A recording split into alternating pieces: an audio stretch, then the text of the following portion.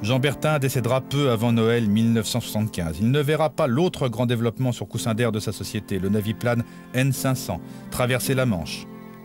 Mais Jean Bertin aura pu tester son prédécesseur, le N300, dans des conditions rocambolesques. Le pilote d'essai des Naviplanes se rappelle très bien de cette époque.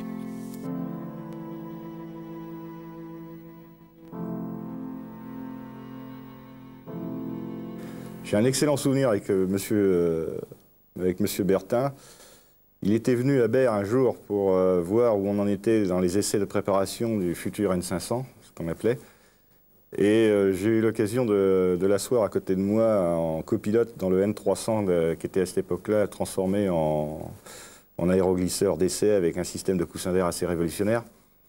Et nous avons fait un tour de l'étang de Berre tous les deux. Et je l'ai amené sur la... Il me dit, dans sa voix rocailleuse, je me souviendrai toujours, il me dit « Oui, mais j'aimerais voir si on peut sortir vraiment de l'eau et ce qu'on peut faire, etc. » Alors je l'ai amené sur la route qui rejoint l'aéroport Marignane. Enfin, à cette époque-là, il y avait une route qui était le long de l'étang de Berre.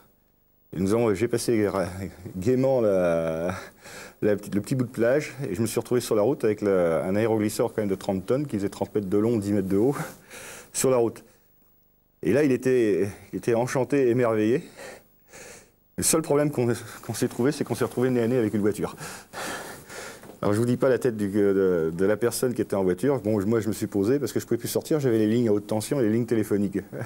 Je ne pouvais plus rejoindre l'eau. Alors, bon, on s'est posé. C'était un bon moment et on a bien rigolé tous les deux. Et après ça, la voiture est passée, on est reparti. Puis je suis ressorti, j'étais à l'eau et on est rentré à Berre. Voilà. Une belle anecdote avec M. Bertin. À l'origine, il devait s'appeler le Côte d'Opale, et puis la SNCF, puisque Jean Bertin est décédé en décembre 1975, la SNCF décide pour rendre hommage à Jean Bertin, peut-être aussi un petit peu pour se faire pardonner de l'affaire Aérotrain, décide de le baptiser ingénieur Jean Bertin. C'est une savonnette, un aéroglisseur. Aucun contrôle, dans lequel on a mis deux propulseurs, et ces propulseurs, eh ben, on essaye de se débrouiller avec. Ça ressemblait plus à un hélicoptère, la technique de l'hélicoptère que la technique d'un avion ou que la technique d'un bateau, rien à voir avec un bateau. C'était entièrement aéronautique et se rapprochant beaucoup plus de la technique de pilotage d'un hélico. L'appareil est inauguré le 5 juillet 1978 par Madame Bertin à Boulogne et est mis en service immédiatement. Et puis malheureusement, eh bien, l'appareil ne fonctionne pas très bien.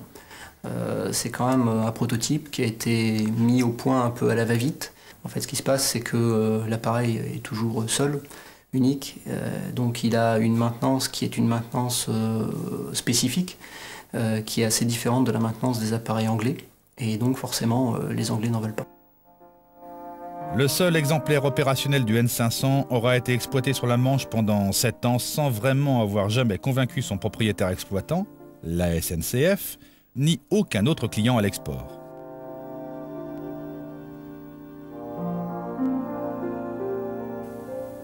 Comme j'ai vécu cette expérience, c'est quand même... moi, je suis rentré, j'avais quand même 21 ans.